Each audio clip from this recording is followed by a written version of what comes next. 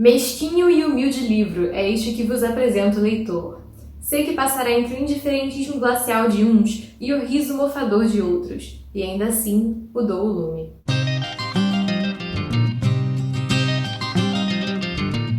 Oi, eu sou a Dora e hoje eu tô aqui para falar de Úrsula, de Maria Firmina dos Reis. E para falar de Úrsula, é imprescindível que a gente fale sobre a Maria Firmina dos Reis, porque Maria Firmina dos Reis é uma mulher negra e a primeira romancista mulher do Brasil. Úrsula foi publicado em 1859 sob o pseudônimo de Uma Maranhense, mas na verdade a gente só passou a ler Úrsula e a comentar sobre Úrsula no século XX, após a descoberta, ou melhor, redescoberta, que o Horácio de Almeida fez desse livro. O Horácio de Almeida, que era um pesquisador e historiador, em 1962 estava andando pelo Rio de Janeiro e foi num sebo e encontrou Úrsula, um livro que ele nunca tinha visto antes, assinado por uma maranhense e que interessou muito ele. Então ele leu, ficou fascinado e resolveu pesquisar sobre aquela autora para tentar entender quem ela era.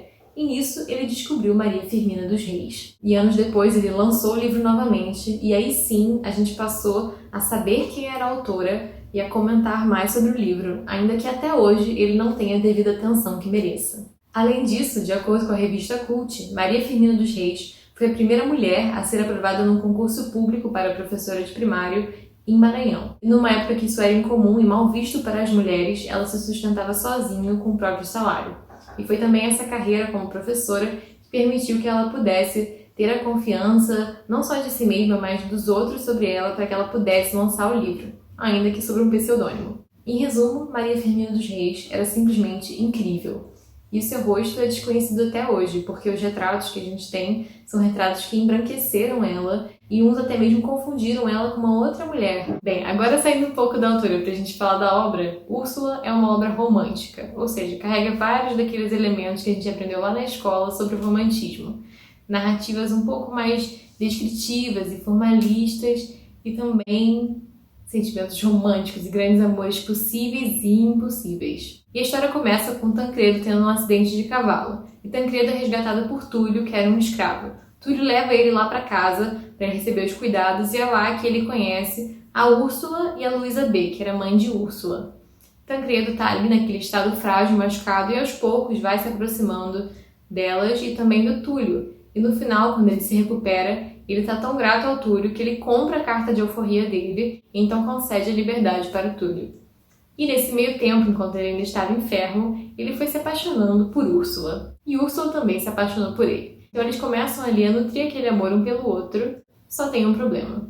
Tem uma outra pessoa, ou melhor, um outro personagem que também queria fazer parte dessa farra. E esse personagem é o Fernando. Fernando é o grande vilão da história. Porque Fernando basicamente quer forçar um triângulo amoroso porque ele estava apaixonadérrimo pela Úrsula, ainda que a Úrsula não tivesse nem aí pra ele, já tivesse totalmente enamorada de Tancredo. Então Fernando, que é o grande senhor dos escravos, é também um homem enciumado, violento, maligno e que é o grande assassino de toda essa história. Além deles, outra personagem interessante também é a personagem da Susana, que é uma personagem que traz todas as memórias e sentimentos de pessoas que foram sequestradas do continente africano e trazidas para o Brasil para serem escravas. Então ela narra como foi horrível a sensação de estar naquele navio cheio e sujo e traz um pouco também desse sentimento que não era representado na época de forma alguma e que até hoje ainda é pouco representado. São histórias que a gente ainda tem que procurar para conhecer, não são histórias que aparecem facilmente pra gente. No início do livro eu tava achando os personagens um pouco indistintos, eu não sabia quem era quem, só olhando o diálogo ou só prestando atenção no que estava acontecendo, mas foi mais ou menos após a recuperação do Tancredo e quando começou a entrar uma coisa mais de ação e mais de perseguição, que eu acho que a trama começou a ficar bem interessante e nisso um personagem se destacou dentre os demais, que pra mim foi o Túlio. Porque foi através do Túlio que todos os sentimentos de indignação e também várias críticas anti-escravistas e abolicionistas foram transmitidos para o leitor. Então o Túlio tem algumas falas e momentos que são dos mais bonitos do livro, e pra mim o Túlio é um grande personagem que outro dia eu gostaria de reler e dar devida atenção a ele. E apesar dele ter tido um fim trágico, o Túlio foi um personagem que foi bem desenvolvido e que conseguiu trazer bastante carisma e algo cativante para o leitor. E apesar de eu ter falado que essa história é uma obra romântica, curiosamente, quando eu li a história, a primeira associação que eu fiz não foi com o romantismo brasileiro, e sim com a literatura russa. Isso porque a história traz 3 elementos que eu considero muito comuns e cruciais para a literatura russa, que são a loucura, o amor proibido e também um formalismo. Que nem eu já falei, a linguagem do livro tem um aspecto mais formal, e além disso também traz toda essa história do amor possível e impossível, e que era possível virou impossível, e traz a clássica loucura, que é retratada por Tolstói em Ana Karenina, com a própria Ana Karenina ficando louca pelos seus ciúmes e pela sua paixão, e nesse livro a Úrsula termina louca, não por ciúmes, e sim pelo seu amor, e pelo seu amor que se perdeu. No caso Tancredo, que, alerta de spoiler, morre no final do livro, assim como o Túlio. E o momento que a Úrsula fica louca é um momento muito revelador do livro, é um momento que marcou bastante, essa virada, de repente, de tudo ali dar errado, dessa tragédia acontecer, e o Fernando falar: Ah, agora eu finalmente tenho ela. ele olhar pra ela e ela tá louca. Então ele não consegue nem mais lidar com isso, ele parte, vai embora e deixa ela ali louca e sozinha.